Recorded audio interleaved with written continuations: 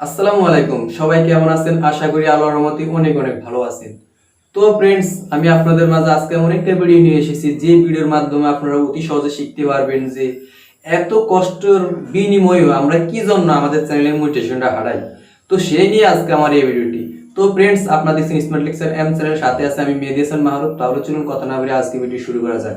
তো friends, video শুরু করার আগে যে কথাটি না বললেন না, আপনি যদি আমার চ্যানেল নতুন হয়ে থাকেন তাহলে প্লিজ চ্যানেলটি সাবস্ক্রাইব করেন, পাশে থাকা বেল আইকনটি প্রেস করে দিবেন এবং পরবর্তী নতুন নতুন ভিডিও আপডেট পাওয়ার জন্য। আর যারা ইতিমধ্যে আমার চ্যানেলটি সাবস্ক্রাইব করে বসেন তাদেরকে thank you so much. Number 1, আমরা যতই গুড কন্টেন্টের ভিডিও তৈরি করি না কেন, আমাদের সেই ভিডিও যদি অনেক কপিরাইট ভিডিও হয়ে থাকে তাহলে সেক্ষেত্রে কিন্তু আমাদের মনিটাইজেশনটা ডিসেবল হয়ে যাবে। কেননা ইউটিউব হচ্ছে এমন একটা প্ল্যাটফর্ম বা অ্যালগরিথম যেটা হচ্ছে নিজের ভিতরে যা কিছু আছে, নিজের নলেজে যা কিছু আছে তাই নিয়ে আমাদের সেই কন্টেন্টের ভিডিও তৈরি করে আমাদের ইউটিউবে আপলোড দিতে হবে। তাছাড়া যদি আমরা যতই ভালো কন্টেন্টের ভিডিও তৈরি করি না কেন, সেই ভিডিও যদি অন্যের কপিরাইট ভিডিও হয়ে থাকে তাহলে সেক্ষেত্রে আমাদের কি হবে, মনিটাইজেশনটা ডিসেবল হয়ে যাবে। তো এই ক্ষেত্রে কিন্তু আমাদের মনিটাইজেশনটা হারানো লাগে। তো ফ্রেন্ডস, আমি আপনাদেরকে একটাই কথা বলবো যে এত কষ্ট করে যদি আমাদের একটা চ্যানেল দাঁড় করায়, সেক্ষেত্রে যদি মনিটাইজেশনটা নাই থাকে তাহলে কষ্ট করার মূল্যটা রইল কোথায় আমাদের? তো আমাদের কি করতে হবে, অন্যের কপিরাইট ভিডিওগুলো থেকে নিজকে দূরে রাখতে হবে। নাম্বার 2, আমরা যখন ইউটিউবে ভিডিও আপলোড দিব তখনই কিন্তু আমাদের একটা চিন্তা করতে হবে যে আমি যে ভিডিওটা আপলোড দিয়েছি ইউটিউবে সেই ভিডিওটা কি নেগেটিভ ভিডিও আছে নাকি পজিটিভ আছে। তো সেই ক্ষেত্রে আমরা দুইটা বিবেক বিবেচনা করে কিন্তু আমাদের ইউটিউবে ভিডিও আপলোড দিতে হবে।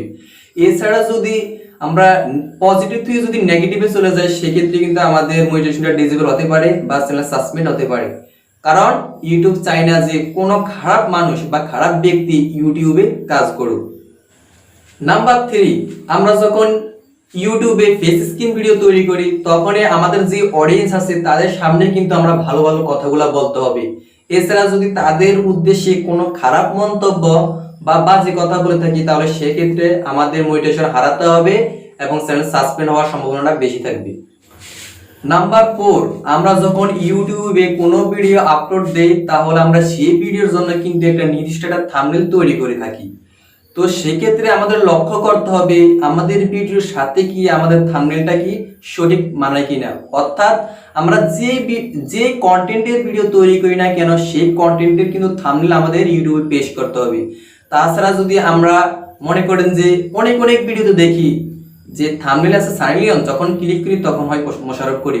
তো এসব থাম্বনেল বা এসব ভিডিও যদি আমরা ইউটিউবে আপলোড করি তাহলে সেই ক্ষেত্রে কিন্তু আমাদের চ্যানেলটা সাসপেন্ড হতে পারে এবং যে আমাদের যে মনিটাইজেশনটা আছে সেটা কিন্তু ডিসেবল হওয়ার সম্ভাবনা একটু বেশি করে থাকবে।